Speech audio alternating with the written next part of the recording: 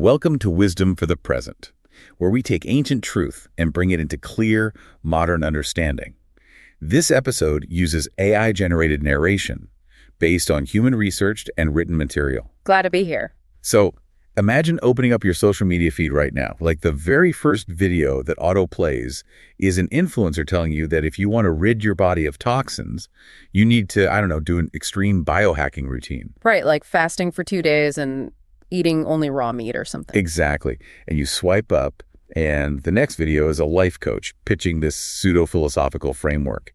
They're promising that if you just manifest your reality and unlock the secret vibrations of the universe, you'll find ultimate success. Oh yeah, the algorithm loves that stuff. It really does. And then you swipe one more time, and it's someone doing a cosmic energy reading. They're telling you exactly which planetary alignments and, unseen spiritual forces are secretly ruining your week. It's exhausting just thinking about it. It is. It sounds like a perfect snapshot of our modern, hyper-anxious, information-overloaded world. But the crazy thing is, it's actually an incredibly accurate description of the intellectual and spiritual climate of a city called Colossae, roughly 2,000 years ago. It really is a striking parallel. I mean, when we look at the historical context of the letter to the Colossians, we're looking at a community that is suffocating under the weight of an ancient equivalent to wellness culture burnout. Wellness culture burnout. Wow. That's a great way to put it. Yeah, they're just overwhelmed by competing voices telling them exactly what to eat, what not to touch, and which unseen forces they needed to appease just to survive the day. Okay, let's unpack this, because that is why this text feels so uniquely urgent for us today. We're diving exclusively into the letter to the Colossians because the author, Paul, is responding to this exact crisis of information overload. Right, and his response is fascinating because he doesn't do what we usually do. What do you mean? Well, when we feel overwhelmed by, say, 3 different self-help routines, we usually just go looking for a 4th, better routine to organize the other 3. Yeah, the ultimate productivity hack to manage our other hacks. Exactly. But Paul doesn't give them a better checklist. He offers an alternative that is so massive in its scale that it just completely dismantles the need for the checklists in the first place. I love that. But before we get into what he actually says, I really want to understand the ground zero of this crisis. Where are we geographically? Like, what is the specific cocktail of ideas that has this community in a chokehold? Okay, so let's travel to the ancient region of Phrygia. This is located in what is now modern-day Turkey. Specifically, we're in the Lycus Valley. Okay, got it. And Colossae was a prominent city situated on a major east-west trade route. Now, because it was on a trade route, it wasn't just physical goods moving through the marketplace. Right, it's ideas, too. Exactly. It was philosophies, religions, cultural practices. It was this massive intersection of human thought. A real ancient melting pot. Yeah. And to give you a better sense of the atmosphere, Albert Barnes' commentary provides some brilliant geographical context here. Colossae was situated near 2 other significant cities, Laodicea and Hierapolis. Okay, I've heard of Laodicea, but what was Hierapolis? Hierapolis was essentially the ancient version of a spiritual resort town. It was famous for its hot springs and its massive, numerous pagan temples. Oh, wow. So people are going there for wellness retreats, basically. Pretty much. People traveled there seeking physical healing and spiritual encounters. So the Colossian church was planted right in the shadow of this intense, pluralistic, highly spiritualized environment. You have this constant influx of travelers and philosophers, all bringing their own regional gods, their own diets, their own theories of the universe. And into that melting pot steps a man named Epaphras. Paul refers to him as a dear fellow servant and a faithful minister. So Epaphras is the local guy? Yeah, he's the one who actually planted the Christian church in Colossae. But as our source material outlines, Epaphras eventually has to travel a massive distance to Rome. Why Rome? He's seeking out Paul, who is currently locked in a Roman prison, literally chained to a guard.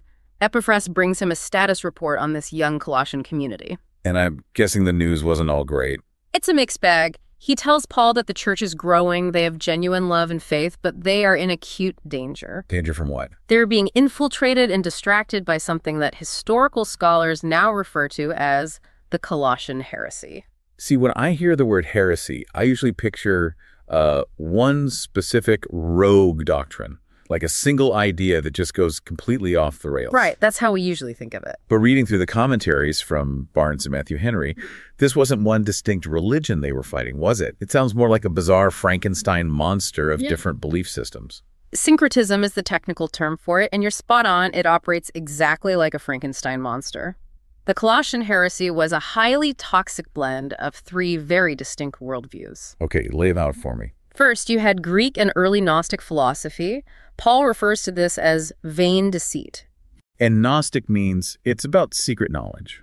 Yes. At its core, this philosophy operated on the assumption that the material world, physical matter, the human body, the earth, is inherently flawed, corrupt, or even evil. Wow, okay.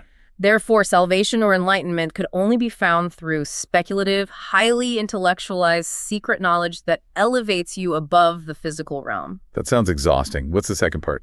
The second part was Jewish traditional legalism. Paul calls this the handwriting of ordinances. Like strict rules.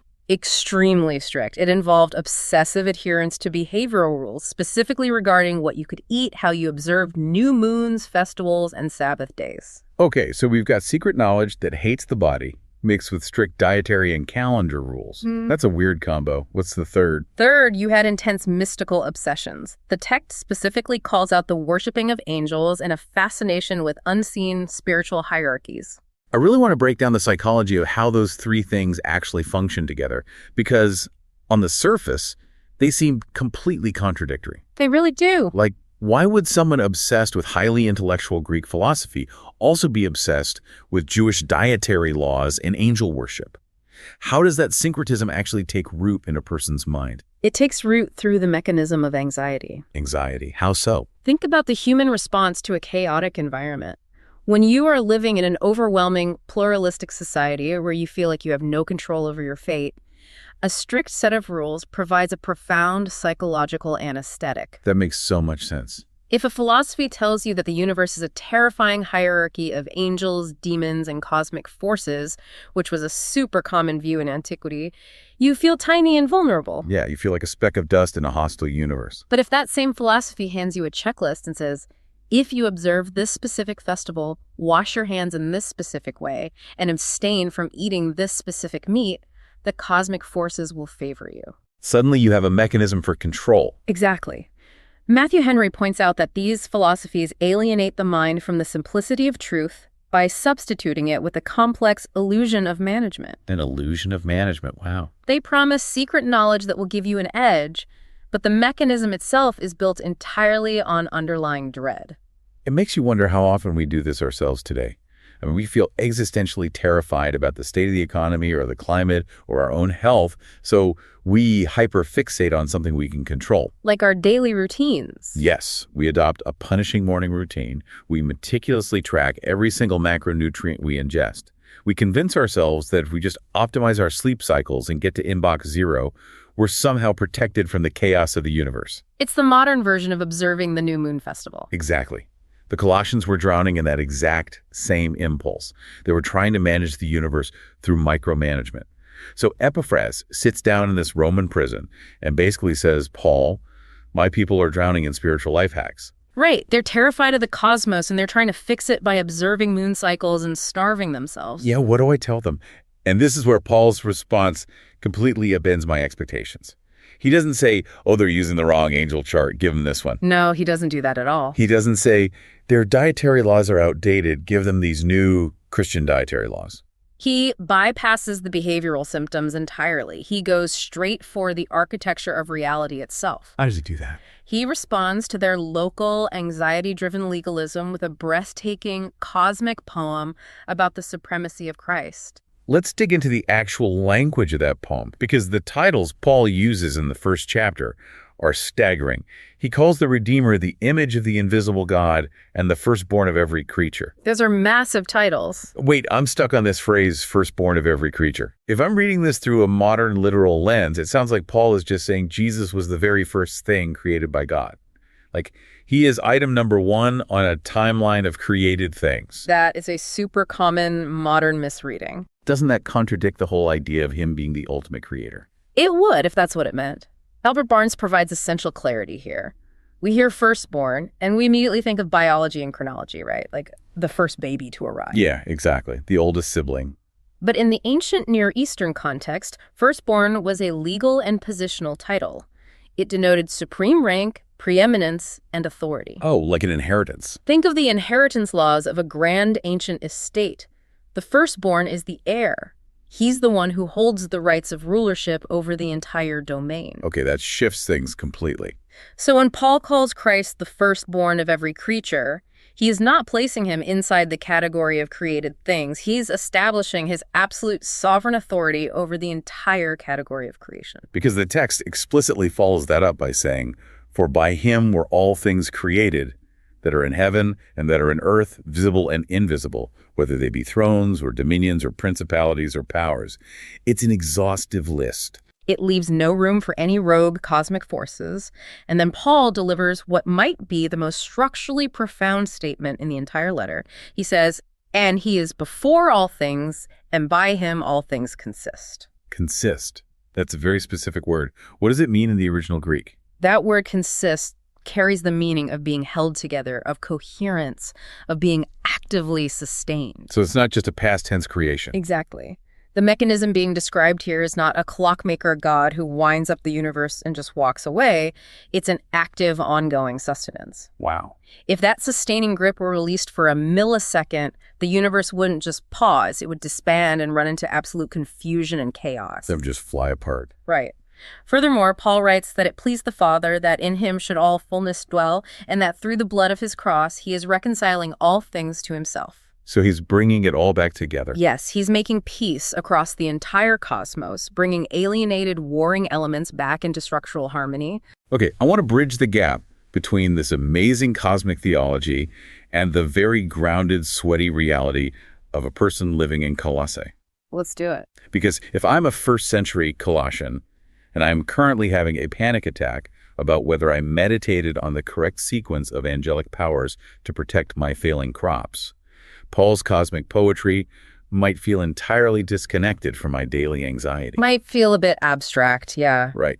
So why start with the architecture of the universe to solve a local church problem about eating meat? Because the local problem is just a symptom of a cosmic misunderstanding. Think about the psychological mechanism we discussed earlier. The Colossians were frantically trying to manage their own spiritual lives through obsessive rules because they felt the universe was fragmented, hostile, and on the brink of falling apart. They were trying to hold their own universe together. Precisely. So Paul's theological argument here is actually a massive psychological intervention. He's essentially saying, you can put the checklist down. Just drop it. You can stop frantically trying to hold the universe together because it is already held together. And the one holding it together isn't a distant, terrifying force you need to appease with rituals. It's the Redeemer. Right. It's the Redeemer who loved you enough to shed his blood to reconcile you. That is, if a person truly internalizes the idea that the very fabric of reality is sustained by a benevolent, reconciling force, the need to perform self-justifying, anxiety-driven rituals evaporates. Exactly. You don't need a life hack to manipulate the universe when you are intimately connected to the source that holds the universe together. That is a massive paradigm shift. It moves you from a defensive posture of self-preservation into a posture of rest. Yeah. But here's where it gets really interesting, because I can hear a significant modern pushback here. Oh, absolutely. Today, we inherently distrust exclusivity. We love a buffet of options. We do. We like to sample a little bit of everything. Right. We like to take a little bit of mindfulness from a meditation app, a little bit of stoicism from a podcast, a little bit of Christian ethics for our morality, and maybe a dash of astrology just for fun. A spiritual smorgasbord. Yes. So suggesting that one source has all the treasures of wisdom and knowledge, as Colossians 2.3 claims, feels incredibly restrictive. It almost feels arrogant to the modern mind. We tend to think that exclusivity makes you narrow-minded. It does feel restrictive, but only if you misunderstand the nature of what is being offered.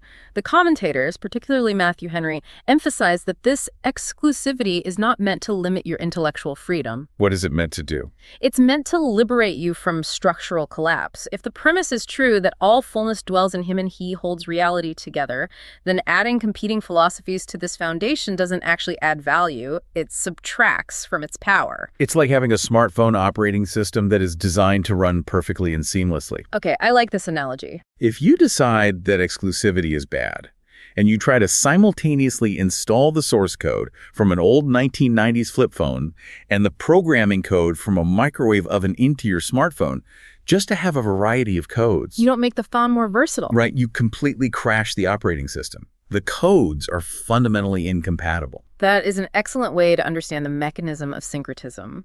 The Colossians were diluting the ultimate truth with powerless, incompatible rituals. They were downloading malware into their spirituality. Exactly. By trying to combine the cosmic reality of Christ with the anxiety-driven rules of the Greek and Jewish traditions, they were crashing their own spiritual operating systems. Which perfectly explains why Paul issues such a stark warning in chapter 2. Because they lost sight of that cosmic operating system, they started falling into the trap of micromanaging their spirituality through physical deprivation. The false codes start taking over. Yeah. In Colossians 2:8, Paul says, "Beware lest any man spoil you through philosophy and vain deceit, after the tradition of men, after the rudiments of the world, and not after Christ." I want to look at that word spoil because the sources make a big deal out of it. They do. Barnes notes that in modern English, when we hear the word spoil, we usually think of a carton of milk going bad in the refrigerator. Or a spoiled kid getting too many toys. Right. But the Greek word used here, silagirga, implies something much more violent. Violent? Really? Yes. It means to carry off as booty, to plunder, or to rob. It's the language of an invading army breaching the walls of a city and carrying away its most valuable treasures. Wow, that reframes the entire warning. He's not saying, hey, don't listen to these philosophies, they're a bit past their expiration date. No, it's an active threat. He's saying these plausible, smooth-sounding, highly intellectual ideas are active invaders. And if you let them into your mind, they will plunder your peace, they will rob your freedom, and they will hijack your faith. And we have to ask how they plunder you. What is the mechanism of this robbery? Paul tells us a few verses later by quoting the actual slogans of these false teachers. He writes, "Touch not, taste not, handle not." What does that refer to? Barnes connects us directly to ancient sects, like the Essenes. The Essenes were a group who engaged in extreme asceticism. Like intense fasting. Intense fasting, obsessive ceremonial washing, and the total avoidance of certain everyday objects. They operated on that Gnostic assumption we mentioned earlier that the material world, including the human body, is inherently dirty or evil. So they thought the body was the enemy. Exactly. Therefore, they believed the only way to achieve spiritual purity was to punish, deny, and restrict the physical body. We see this exact same mechanism operating constantly today. The religious vocabulary has been stripped away, but the game is identical. Oh, completely. We see extreme asceticism in the form of punishing diets that eliminate almost every food group, not for legitimate medical reasons, but to achieve a sort of moral superiority over people who still eat bread. The modern purity culture. Yes. We see performative purity tests in our political and social circles, where if you use the wrong word or follow the wrong account, you are deemed contaminated. Or those hyper-intense workout regimes. Exactly. The ones that are less about cardiovascular health and more about flagellating the body to prove how disciplined and elevated you are compared to the masses. It is literally touch not, taste not, handle not. It is the human attempt to manufacture holiness through deprivation.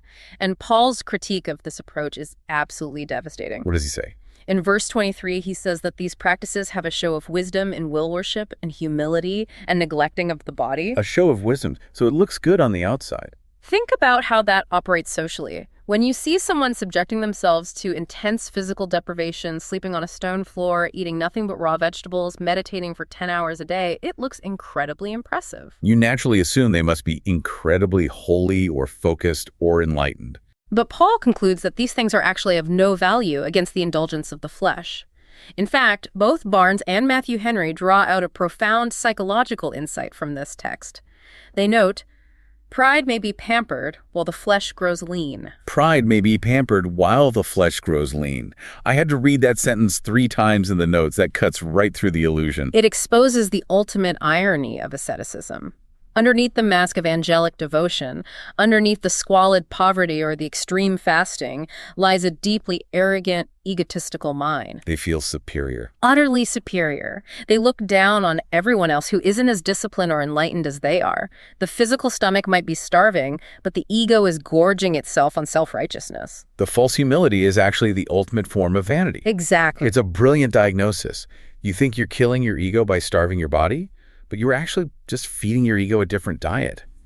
It makes me think about where this shows up in everyday life. It's everywhere once you start looking for it. We exhaust ourselves, we isolate ourselves socially because we can't eat at the same restaurants as our friends, or we refuse to engage with mainstream culture. purely because it feeds our pride. It gives us a measurable metric to say, I am better than you. But according to this ancient wisdom, that path is a dead end. It doesn't actually change your character, it just makes you an arrogant person with a very restrictive diet. It is a plundering of true freedom, just like the word spoil implied, which leads to an incredibly practical question. If the answer to human improvement isn't touch not, taste not, then what is it? That's the pivot in chapter 3. Right. If punishing our bodies doesn't actually kill our ego, how did Paul suggest these people actually change their behavior? He couldn't just tell them to drop all the rules and leave them with a vacuum. He definitely doesn't leave them with a vacuum. In chapter 3, he pivots from exposing the false mechanism of change to providing the true mechanism. And he uses a highly visual, deeply psychological metaphor for behavioral transformation, the act of changing your clothes. Okay, I love a good metaphor. How does this work? Well, before you can change your clothes, there has to be a fundamental shift in your internal orientation. Paul writes, "Set your affection on things above, not on things on the earth." Set your affection. Matthew Henry explains the psychology of this beautifully. He argues that the human soul is carried forth on the wings of its affections. Your behavior is ultimately driven by what you love most.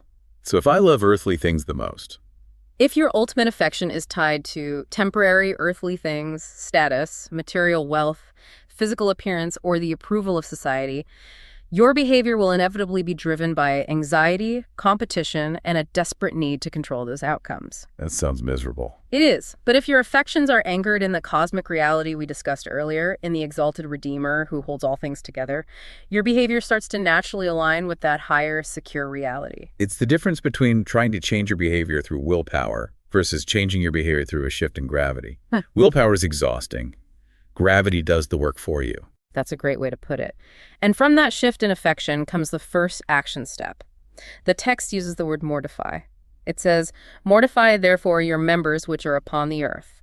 Now, mortify means to put to death, right? Yes. It means killing off the old habits, stripping them off like dirty, diseased clothing. The list of things to strip off includes obvious destructive behaviors like sexual immorality, but it also lists things that we often tolerate or even celebrate in polite society. Like what? Anger, wrath, malice, slander, and lying. And there's one specific item in that list of things to put off that requires our close attention, because Paul gives it a very specific theological diagnosis. He writes, and covetousness, which is idolatry. Yes, that's a crucial one. Why is covetousness the intense desire for what others have, or the insatiable drive for accumulating wealth, specifically called idolatry? Matthew Henry unpacks this with surgical precision. He notes that covetousness takes the love, the deep trust, and the ultimate regard that is due only to God, and transfers it to worldly wealth. It replaces God with stuff. Exactly. It creates a false sense of existential security. You begin to believe that your expanding bank account, your property portfolio, or your career status are the forces that actually sustain your life, rather than the God by whom all things consist. So covetousness isn't just wanting a nicer car. It is a profound betrayal of reality. Yeah. You are looking at a pile of sand and saying, this is my bedrock. This will save me. That's exactly it. You're placing the weight of your soul on something that cannot possibly hold it. So you have to actively take off that dirty garment of covetousness. You have to strip off the anger and the malice. But here's the genius of the wardrobe metaphor. Nature abhors a vacuum. You can't just take the clothes off and stop there. Right. You can't just take off your muddy clothes and stand there freezing and naked in the middle of the room. If I just make a resolution to stop being angry, but I don't replace that anger with anything, the anger will just come right back the next time someone cuts me off in traffic. You have to actively put on new clothes. Precisely. The text provides the new wardrobe. It says, "Put on, therefore, as the elect of God, holy and beloved, bowels of mercies," which translates to deep, visceral compassion, kindness, humbleness of mind, meekness, long-suffering. Notice the nature of these virtues. They're deeply relational.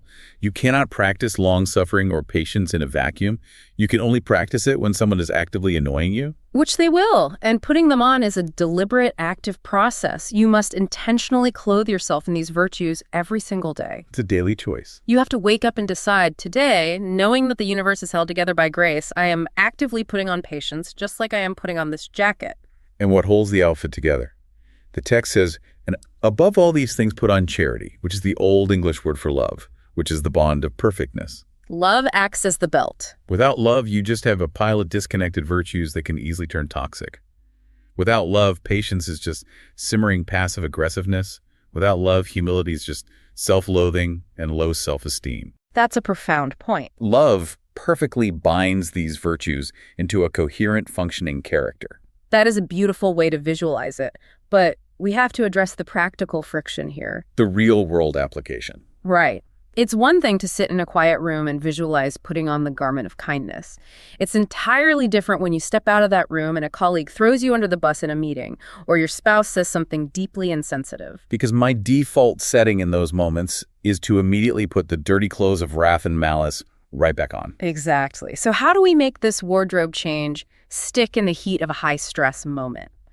Paul provides a brilliant psychological tool for exactly those moments of friction. What's the tool? In Colossians 3:15, he writes, "And let the peace of God rule in your hearts." Now, the Greek word used for rule here is brabouche. As the commentators point out, it literally means to act as an umpire or an arbiter. An umpire, like the official standing behind home plate in a baseball game. Exactly like that. Think about the function of an umpire. The umpire is the one who steps into the middle of a chaotic, highly contested situation amidst screaming fans and arguing players and makes the final authoritative call. Okay, I love this. When you are in a conflict, whether it's a heated argument with your family, a stressful negotiation at work, or even just an internal battle with your own anxiety, various voices in your head are shouting to make the call. Anger is screaming, retaliate, make them pay. Pride is shouting, defend your ego, don't let them disrespect you. And fear is whispering, run away, hide. Right. The practical instruction here is to fire those umpires. Let the peace of God step behind the plate. So in real time, you take a micro pause and you ask yourself, which response, which words will allow the peace of God to act as the umpire here? And whatever the umpire calls, even if your pride hates it, that is the action you take. You let peace call the strikes. It's a game changer for conflict resolution. But this brings us to a massive collision point in the text. Because the moment you try to live out this inner transformation, this putting on of love and letting peace rule, it immediately crashes into the gritty, highly structured reality of living with other people. The household codes. Yes, we are moving into what scholars call the household codes. And I have to be honest, reading this part of the source material made me incredibly uncomfortable. It's a challenging section for modern readers. We can't just gloss over this. We are looking at a text that explicitly tells wives to submit to husbands, and more distressingly, tells slaves to obey their masters. If our premise is that this is wisdom for the present, how do we engage with societal structures that we now rightfully view as oppressive, dehumanizing, and outdated? That's a very fair question. I'm having a hard time extracting wisdom from a framework that validates owning another human being. It's entirely right to feel that discomfort, and it requires us to exercise rigorous historical discernment. We must carefully distinguish the enduring, subversive wisdom of the text from the ancient social architecture in which it was deployed. Okay, so what was that ancient architecture? Let's look at the historical reality. The text assumes the reality of a first-century Roman society. The foundational unit of that society was the paterfamilias, the male head of the household. And he had a lot of power. Under Roman law, the patria potestas, the power of a father, gave the paterfamilias absolute, unchecked legal power over his household. He had the power of life and death over his children. He had absolute authority over his wife. And the slaves. Slaves were legally defined not as persons, but as res thinks, property, chattels. They had zero legal rights. We do not and ethically cannot endorse those ancient economic and social systems today. Absolutely not. But to understand the profound wisdom of what Paul is doing, we have to look at how he injects a radical new theology into those existing structures, effectively sabotaging them from the inside out. Okay, walk me through that. How is he subverting a system while simultaneously addressing people within it? Let's look closely at the command given to the masters in chapter 4, verse 1. Paul writes, "Masters, give unto your servants that which is just and equal, knowing that ye also have a master in heaven." Just and equal. Think about the radical, almost treasonous nature of those words in the context of Roman law. As we established, a slave was property. You do not owe justice and equality to a piece of property. You owe it to a fellow human being. Wow, okay. That is a massive shift. Albert Barnes makes a crucial philosophical argument here. He argues that if a master truly applies what is just and equal to a fellow human who is redeemed by the exact same savior, it logically and inevitably destroys the very concept of slavery. Because you can't own an equal. Exactly. You cannot hold someone against their will as property while simultaneously treating them with justice, equality, and the recognition that you are both servants to a higher master. Paul isn't leading a violent armed slave revolt, which would have just resulted in a mass slaughter by the Roman legions. He is doing something far more permanent. He is rewiring the spiritual and ethical DNA of the relationship. He plants a theological time bomb inside the institution of slavery. It's a complete dismantling of the worldview that makes slavery possible. And Matthew Henry focuses heavily on the dignity given to the servant in these passages, right? Yeah. The text addresses the slaves directly, which in itself elevates them to moral agents. It tells them to work in singleness of heart, fearing God, and to do it heartily, as to the Lord and not unto men. That's right. If I'm understanding the mechanism here, in the ancient world, a slave's entire worth and identity was determined by their master's approval. Paul comes in and severs that link. He says, your dignity does not come from your human boss. Your ultimate worth is not tied to your societal status. You are working for the creator of the universe. Yes, and that master is an impartial judge who has absolutely no respect of persons. Exactly. It completely emancipates the individual soul, even if their body is still temporarily caught in an unjust system. And this all connects back to the ultimate theological equalizer of the entire letter. Which is? In Colossians 3:11, Paul writes that in this new reality, there is neither Greek nor Jew, circumcision or uncircumcision, barbarian, Scythian, bond nor free. But Christ is all and in all. That single verse is the lens through which all of these household codes must be read. The societal labels bond or free, male or female, Greek or Jew, are rendered spiritually bankrupt. Everyone stands on a perfectly level playing field before the Creator. So when Paul tells a Roman husband to fiercely love his wife and not be bitter or harsh with her, he is placing a massive limitation on the previously unchecked power of the Roman male. He's demanding mutual respect, self-sacrifice, and a recognition of equal spiritual worth. So bringing this into the 21st century, we don't live in first century Rome under the paterfamilias, but we still navigate deeply entrenched power dynamics. All the time. The enduring wisdom here is about applying the spirit of radical love, inherent dignity, and mutual submission to whatever hierarchies we find ourselves in today. Think about your corporate job, your family dynamics, or your community leadership. It applies everywhere. If you are a manager or a CEO, are you treating the people under you with absolute justice and equality, recognizing that your title means nothing in the grand cosmic scheme and that you share a master in heaven? And on the flip side, if you are stuck in a soul-crushing job with a toxic boss, are you able to perform your daily tasks with singleness of heart, finding your dignity in a higher purpose and your own integrity, rather than desperately seeking the approval of a broken system?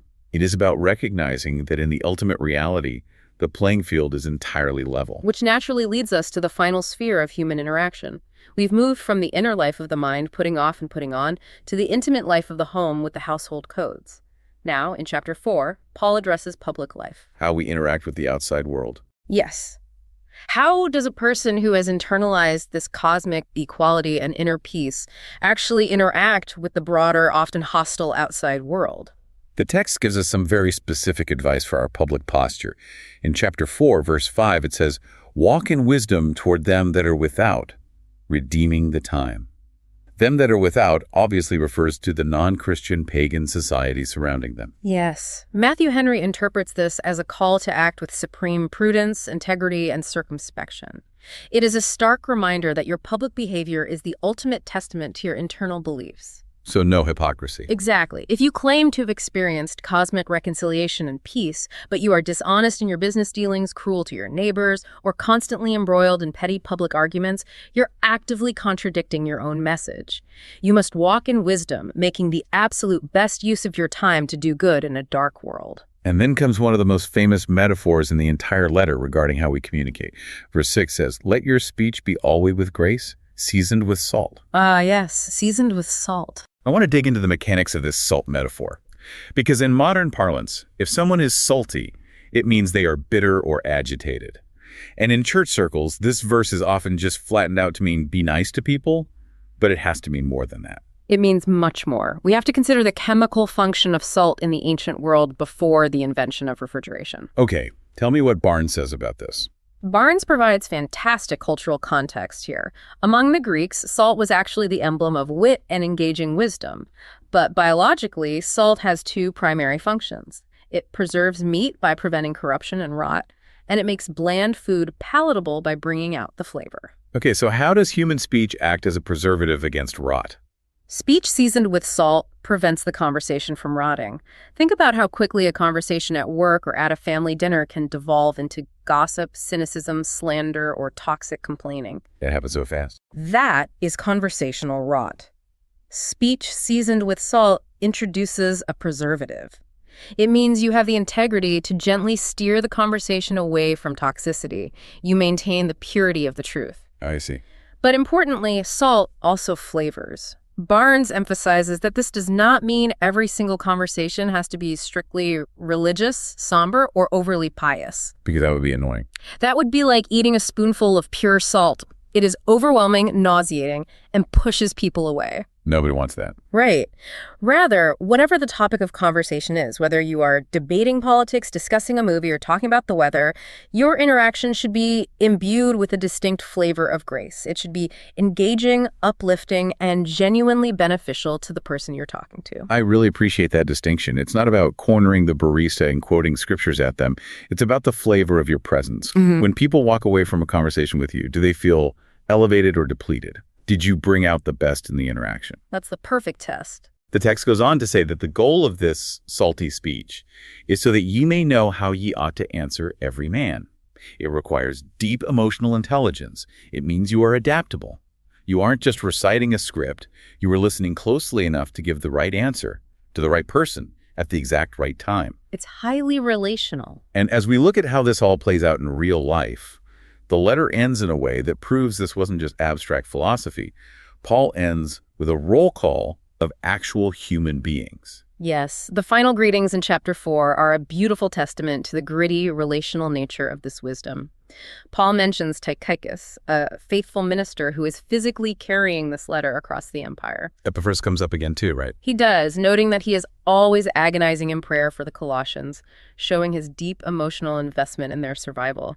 He mentions Luke, the beloved physician, and he gives a very specific, encouraging nudge to a man named Archippus, telling him to fulfill the ministry he has received. It is a snapshot of a vibrant, heavily interconnected community that relies on each other. But there is one name tucked into that list that I think is the most profound, real-world application of everything we've discussed today. I know exactly who you're going to mention. Paul says he is sending the letter with Tychicus, and he adds that he is sending Onesimus, a faithful and beloved brother who is one of you. Now, if you know the broader historical background, which we get from another one of Paul's letters, the book of Philemon, you know exactly who Onesimus is. A runaway slave. Yes, Onesimus had fled from his master, a wealthy man named Philemon, who happened to live right there in Colossae. While on the run as a fugitive, Onesimus somehow met Paul in Rome, converted to Christianity, and now Paul is sending him back to his home city. It's an incredible story. But look at the language. Look at how Paul introduces him to the church that meets in his former master's house. He doesn't introduce him as a fugitive. He doesn't introduce him as legally defined property. He calls him a faithful and beloved brother who is one of you. It is stunning. It is the household codes put into terrifying real-world action. In Roman society, a runaway slave returning to his master faced brutal, sadistic punishment and very often execution. But Paul sends him back, carrying a public letter that explicitly states, in Christ there is neither bond nor free. He is essentially demanding that the Colossian church, and Philemon specifically, receive this runaway slave not as a piece of returning property, but as an absolute equal, a beloved brother. It proves that the philosophy Paul is teaching isn't just theoretical. The master is being forced to treat the servant with what is just and equal because they share the same master in heaven. It completely blows my mind. It proves that this early movement wasn't just a solo, hyper-individualized meditation practice where you sit alone in a room, close your eyes, and try to reach a state of Zen. Not at all. It was a gritty, messy, highly diverse community of runaway slaves, highly educated Greek doctors, imprisoned Jewish apostles, and wealthy homeowners who actually desperately needed each other. They were attempting to live out a cosmic reality of perfect equality in the middle of an empire built on brutal, violent hierarchy. And that reality brings us to the profound paradox that sits at the very heart of this entire document. Yes, which leads us to our final thought for you to carry with you today. We have spent this time talking about massive concepts. We've talked about a cosmic creator who holds the galaxies and the molecular structures of the universe together. We've talked about finding absolute freedom from the exhausting, performative rules of society. We've talked about stripping off our egos and letting the peace of God act as an umpire in our hearts. But I want you to picture the man who is actually writing these words. At the very end of the letter, Paul takes the pen from his scribe to sign the document himself, and his final handwritten words are, "Remember my chains." Remember my chains. This entire masterpiece of human freedom, of cosmic supremacy, of emotional peace, was written by a man who was physically locked in a Roman prison, chained to an imperial guard facing potential execution. So here is the thought I want you to mull over today. If a man sitting in literal iron chains can experience a life so completely free from anxiety, so free from bitterness, and so free from the need to perform for the approval of society, what does that say about the psychological and spiritual prisons we build for ourselves in our comfortable modern lives? It's a sobering question. We have unprecedented physical freedom and access to information, yet we constantly chain ourselves to the approval of strangers on the internet, to endless wellness hacks, to covetousness, and to the dread of a chaotic world. Paul's chains were made of Roman iron. Ours are largely made of anxiety, ambition, and the illusion of control. But the key to unlocking them, anchoring your affections in the bedrock of a universe held together by love, hasn't changed in 2,000 years. That's the heart of this section. This is wisdom for the present, where understanding leads to clarity, and clarity shapes how we see and live. We'll see you in the next episode.